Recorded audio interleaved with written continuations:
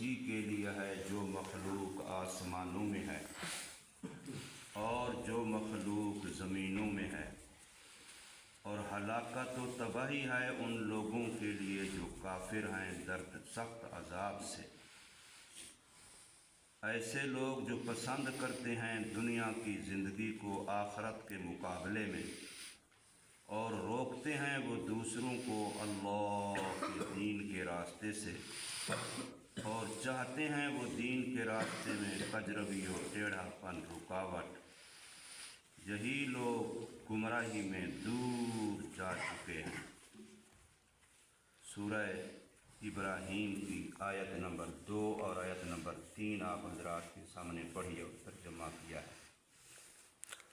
پچھلی آیت مقدسہ میں قرآن مجید اور صاحب قرآن محمد کریم صلی اللہ علیہ وسلم ان دونوں کے بارے میں فرمایا تھا کہ ان کا مقصد لوگوں کو اللہ تعالیٰ کا راستہ دکھانا ہے۔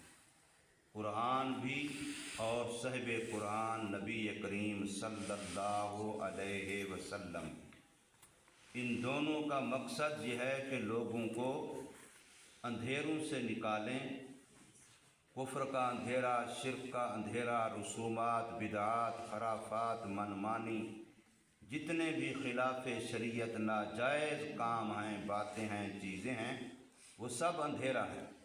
ان سے نکالنا، نور ایمان، نور تقوی، نور ہدایت اس کی طرف لانا تاکہ ان کی قبر نور والی بن جائے۔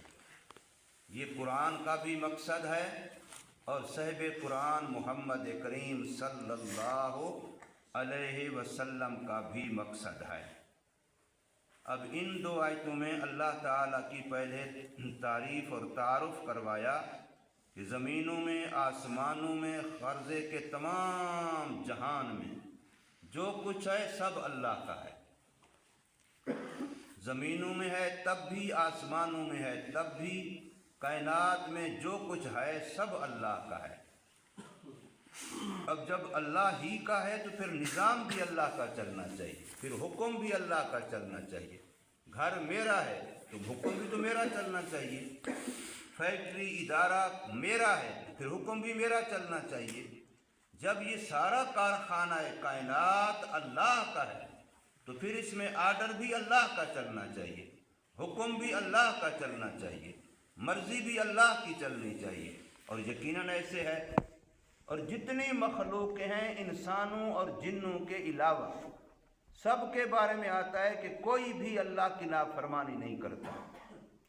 اگر اللہ کی نافرمانی کرتا ہے یا جن کرتا ہے یا انسان کرتا ہے، باقی کوئی مخلوق اللہ تعالیٰ کی نافرمانی نہیں کرتے، طوعاً یا کرہاً وہ اللہ کے نظام کے پابند ہیں۔ آپ سورج کو دیکھ لیں، جب سے بنا آج تک کبھی اللہ کی نافرمانی کی؟ جو اللہ نے نظام مقرر کیا اس کے مطابق طلوع بھی ہوتا ہے، غروب بھی ہوتا ہے، چلتا بھی ہے۔ ایسے ہی رات اور دن کا نظام ہے، جو میرے اللہ نے بنایا آج تک وہی ہے، یہ اپنی مرضی نہیں کی۔ تو سارے نظام اللہ تعالیٰ کی حکم کے تابع ہیں، وہ مانتے ہیں، لیکن انکار کرتا ہے، مخالفت کرتا ہے، خلاف ورزی کرتا ہے، بغاوت کرتا ہے۔ یہ انسان کرتا ہے جو اپنے آپ کو عقل مند سمجھتا ہے، جو اپنے آپ کو ہوش والا سمجھتا ہے، خرد والا سمجھتا ہے، سمجھدار سمجھتا ہے، یہ اللہ کی نافرمانی کرتا ہے، یہ اللہ تعالیٰ کی بغاوت کرتا ہے، یہ خدا کے قانون کے خلاف کرتا ہے۔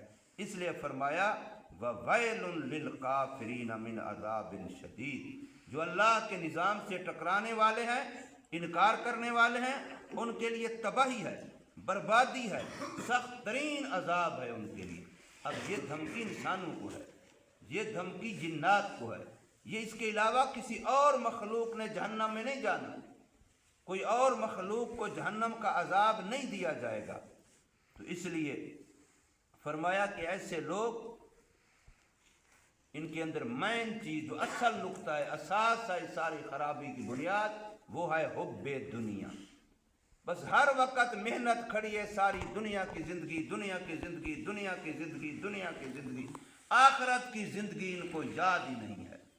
وہاں بھی تو کوئی سکہ چلے گا، وہاں بھی تو کوئی کرنسی چلے گی، وہاں بھی تو کوئی ہماری ضرورت ہوگی، لیکن اس کا کوئی خیال نہیں۔ جیسے کافر لوگ کہتے ہیں مر گیا تو بس جان چھوٹ گئی، یہ بھی سمجھتے ہیں مر جائیں گے تو جان چھوٹ جائے گی، بس ابھی تو زندہ ہیں اس لیے کھانا بھی ہے، پینا بھی ہے، کپڑا بھی ہے، فلاں بھی ہے۔ بھائی وہاں بھی ضرورت ہوگی، وہاں بھی ضرورت ہوگی، وہاں کے لباس کے لیے، وہاں کی خوراک کے لیے، وہاں کے مکان کے لیے، وہاں کے آرام کے لیے، وہاں ہوگی ضرورت، اس سے زیادہ ضرورت ہوگی، اور وہ زندگی کبھی ختم۔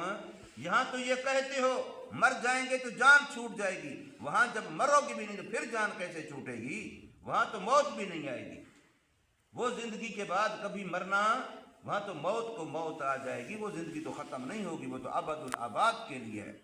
اس لیے فرمایا اللہ الذی، خوبیوں والا، زبردست تعریفوں والا اللہ، جس کے راستے کی طرف نبی پاک صلی اللہ علیہ وسلم رہنمائی کرتے ہیں، قرآن مجید رہنمائی کرتا ہے، اسی اللہ ہی کی ملکیت ہے جو مخلوقات آسمانوں میں ہے اور جو مخلوقات زمینوں میں ہے، سب کا مالک ایک اللہ ہے، سبھی کا متصرف، سبھی پر قادر، سبھی اس کے علم محیط کے اندر ہیں۔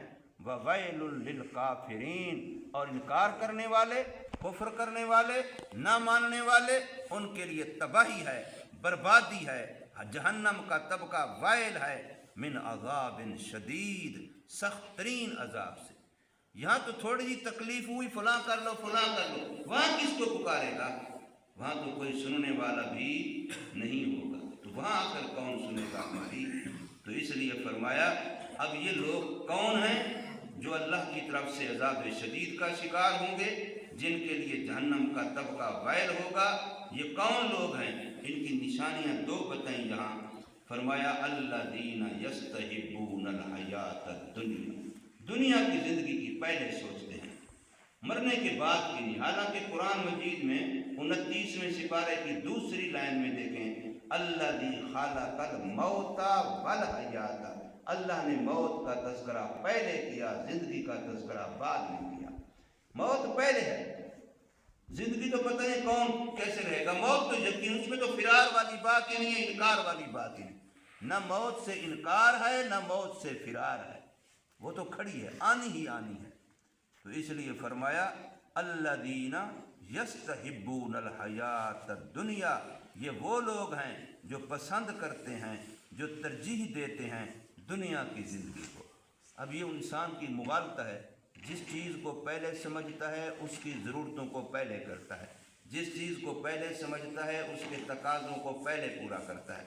اگر ہم موت کو پہلے سمجھتے تو پھر موت والے کام پہلے کرتے، اور ٹائم ملے نہ ملے نماز نہیں چھوڑنی، اور ٹائم ملے نہ ملے تلاوت نہیں چھوڑنی روزانہ کی، اور ٹائم ملے نہ ملے روزانہ کا ذکر کرنا ہے۔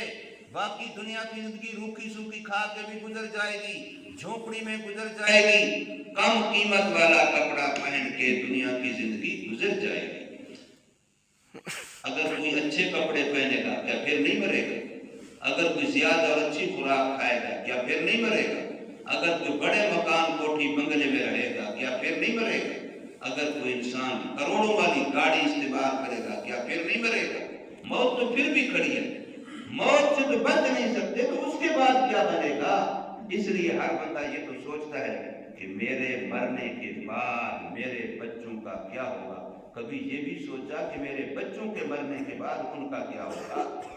بچوں کو بھی تو ایسا دنیا میں بنا کے جاؤ کہ ان کے مرنے کے بعد بھی تو وہ ذلیل نہ ہوں، ان کے مرنے کے بعد بھی خدا کے عذاب کا شکار نہ ہوں، ان کی قبر جہنم کا گڑھا نہ بن جائے۔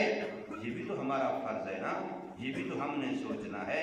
اس لیے فرمایا الذین یستحبون الحیات الدنیا، جو پسند کرتے ہیں دنیا کی زندگی کو، علی الآخرہ، آخرت کے معاملے میں۔ اب ہم میں سے ہر بندہ سوچے کہ میرے 24 گھنٹوں میں سے کتنا وقت دنیا کے لیے گزرتا ہے اور کتنا وقت آخرت کے لیے گزرتا ہے۔ آنکھ کتنا آخرت کے لیے دیکھتی ہے، کتنا دنیا کے لیے، زبان کتنا دنیا کے لیے بولتی ہے، کتنا آخرت کے لیے، ہاتھ کتنا دنیا کے لیے استعمال ہوتے ہیں، کتنا آخرت کے لیے۔ ایک ایک چیز کا موازنہ کرو، دنیا کے لیے اتنا کرو جتنا دنیا میں رہنا ہے، آخرت کے لیے اتنا کرو جتنا آخرت میں رہنا ہے۔ دنیا میں تو چند لحظے، دنیا میں جو چند دن ہیں، کہاں گیا ابو، کہاں گیا دادا، کہاں گیا پردادا؟ اوپر کو سوچو، انہی گلیوں میں کوئی پہلے اور چلا کرتے تھے، انہی بازاروں میں پہلے کوئی اور رہا کرتے تھے، آج ہے کوئی ان کا نام و نشان؟ جب نہیں ہے تو کل ہم بھی نہیں ہوں گے۔ یہ مکان کھڑا ہے ہمارے ساتھ والا، یہ مکان کھڑا ہے، کہاں گیا ہمارا بھائی وہ مکین؟ قبر کا مہمان بن گیا، مکان کھڑا ہے ہمارے سامنے کھڑا ہے، تو اب کیا کرو گے؟ ہمارا بھی یہی حال ہونا ہے۔ تو کیوں نہیں ہم آج سوچ لیتے کہ ہم اس مقصد کے لیے نہیں آئے جس میں ہم لگے ہوئے ہیں، جس میں ہم صبح و شام سوچ رہے ہیں، بلکہ ہم آخرت کے لیے آئے ہیں۔ وَيَسُدُّونَ، دوسری نشانی یہ ہے کہ خود بھی نہیں کرتے آخرت کا کام اور دوسروں کو بھی روکتے ہیں، کہتے پاگل ہے، نکما ہے، کام ہی نہیں کرتا، اس کو پتہ ہی نہیں ہے بچے ہیں، بل دینا ہے، فلاں کرنا ہے، ہر وقت کبھی نماز پڑھ رہا ہے، کبھی تلاوت کر رہا ہے، کبھی ذکر کر رہا ہے، اس کو یہ سوچ رہی، اس کو پتہ ہی نہیں ہے۔ وَيَسُدُّونَ عَن سَبِيلِ اللَّهِ، اور روکتے ہیں اللہ کے راستے سے دوسروں کو۔ اور تیسرا وَيَبْغُونَهَا عِوَجًا، ان کی کوشش ہے کہ دین پر، دین والوں پر کوئی نہ کوئی اعتراض کرو، ان پر کوئی نہ کوئی داغ دھبا لگانے کی کوشش کرو، ان کے لیے رکاوٹ بنو۔ یبغونہا عوجا، تلاش کرتے ہیں وہ ٹیڑھا پن۔ اولئک فی ضلال مبین، ضلال بعید، فرمایا یہ گمراہی میں بہت دور جا پڑے ہیں، اب وہاں سے ہدایت کی طرف آنا ان کے لیے مشکل ہے۔ اللہ پاک ہمیں سمجھ نصیب فرمائے، عمل کی توفیق دے۔ الحمدللہ رب